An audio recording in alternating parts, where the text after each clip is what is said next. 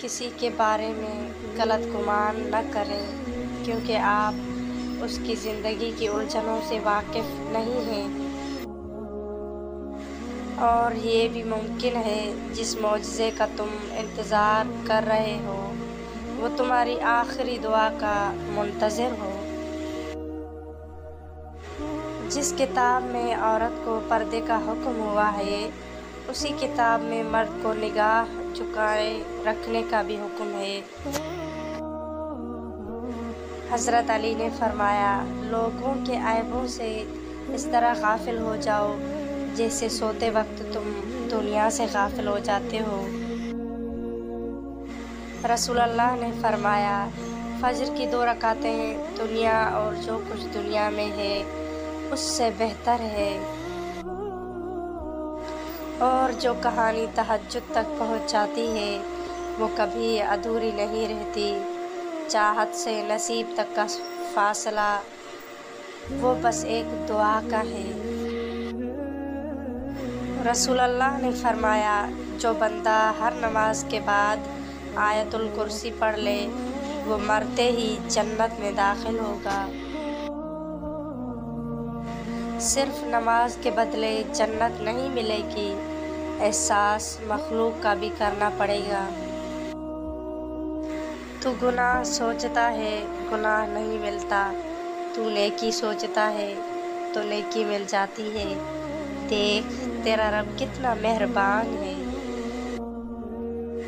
تو ان دعاؤں کو تہجد میں مانگ کر دیکھ، کیونکہ فرض نمازوں کے بعد اگر کسی نماز سے اللہ راضی ہوتا ہے تو وہ نماز تہجد ہے۔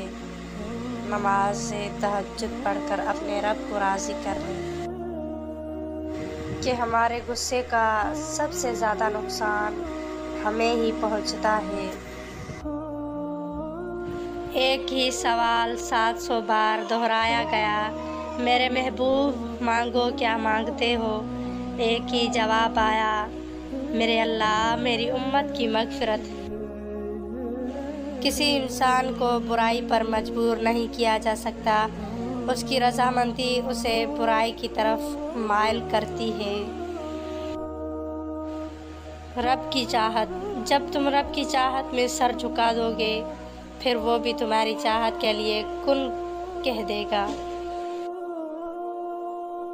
کی خاموشی دماغ کا سکون ہے اور روح کے لیے ویسے ہی ضروری ہے جیسے نیند جسم کے لیے۔ بے بس انسان کا علاج صرف سجدہ ہے۔ مقبولیت سے بچیں، اس کے بہت نقصانات ہیں اور کوئی حقیقی فائدہ نہیں ہے۔ ہمیشہ اخلاق سے بات کرو کیونکہ انسان پر سب سے زیادہ مصیبتیں اس کی اپنی زبان کی وجہ سے آتی ہیں۔ اپنی زندگی کے تمام فیصلوں کا اختیار اپنے پاس رکھیں، دوسروں کے ہاتھ میں نہیں۔ انسان کو اللہ کی محبت تب نظر آتی ہے جب اسے دنیا کی محبت تھکا دیتی ہے۔ دوست کا انتخاب ایسے کرو جیسے بیوی کا کرتے ہو، تاکہ صرف موت ہی آپ کو اس سے جدا کر سکے۔ یقین مضبوط ہو تو اللہ کا ہر فیصلہ سکون دیتا ہے۔ دوسروں کی چاپلوسی کر کے اپنا کام نکلوانے سے بہتر ہے انسان خود محنت کرے، اسی میں انسان کی عزت ہے۔ کسی کے منہ پر بے عزتی کرنا اسے قتل کر دینے کے برابر ہے۔ اپنی خامیوں کو نظر انداز کر کے دوسروں کے عیبوں پر نظر رکھنا ہماری کمزوری کو ظاہر کرتا ہے۔ حسد کرنے والے دوسروں کے لیے تکلیف کا باعث ہیں لیکن اپنے لیے عذاب ہیں۔ اگر کسی کی تکلیف دیکھ کر تمہیں تکلیف ہونے لگے تو سمجھ لینا تم اللہ کے بنائے بہترین انسان ہو۔